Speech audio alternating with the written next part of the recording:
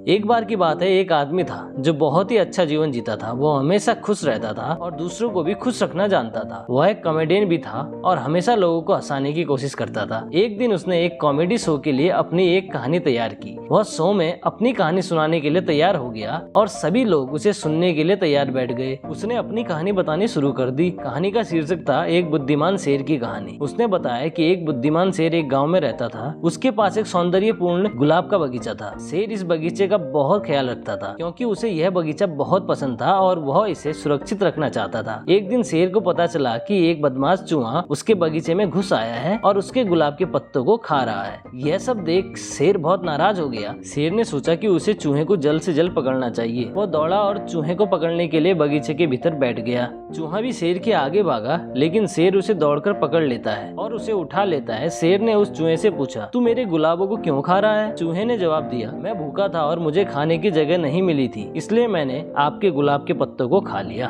शेर ने कहा, ठीक है, मुझे तुम्हारे जीवन की फिक्र है। मैं तुम्हें इस गांव से बाहर ले जाऊंगा और वहां तुम्हें भोजन करने की जगह मिल जाएगी। चूहा बहुत खुश हो गया और शेर उसे उसकी नई जगह तक ले जाने लगा। रास्ते में शेर ने चूहे से पूछा, तुम्हारे पास कोई खास योग्यता है? चूहे ने कहा, हाँ, मैं बहुत तेज हूँ और बहुत बुद्धिमान हूँ। शेर ने हंसते हुए कहा, ठीक है, लेकिन तुम्हारी तेज दौड़ का क्या फायदा होगा? मुझे लगता है कि तुम एक चूहा हो और चूहों के लिए दौड़ना सामान्य बात है। चूहे ने हंसते हुए उत्तर दिया, हाँ, सामान्य तो है, लेकिन मैं अपने आप को तेज दौड़ने के लिए ट्रेनिंग देता हूँ। मैं रोज रात को दौड़ता हूँ ताकि मैं इस महीने के अंत तक तैयार हो जाऊँ। शेर ने अचंभित होकर कहा, वाह, तुम तो सचमुच बुद्धिमान हो। चूहे ने फिर कहा, आप भी बहुत बुद्धिमान हो। शेर ने पूछा, क्यों? चूहे ने उत्तर दिया, क्योंकि आपने मुझे खाया नहीं। शेर ने हंसते हुए कहा, हाँ, तुमने बिल्कुल सही कहा। दोनों बहुत हंसते हुए अपने नए घर की ओर चले गए। चूहा अब बहुत खुश था क्योंकि उसे अपनी नई जगह पर सुरक्षित महसूस हो रहा था। शेर भी खुश था क्योंकि उसे एक नया दोस्त मिल गया था। यह कहानी बताने का मकसद यह है कि हमें हमेशा बुद्धिमान और समझदार होना चाहिए। हमें हमेशा दूसरों की भावनाओं को गहराई से समझना चाहिए। हमें दूसरों के साथ सहयोग करना चाहिए और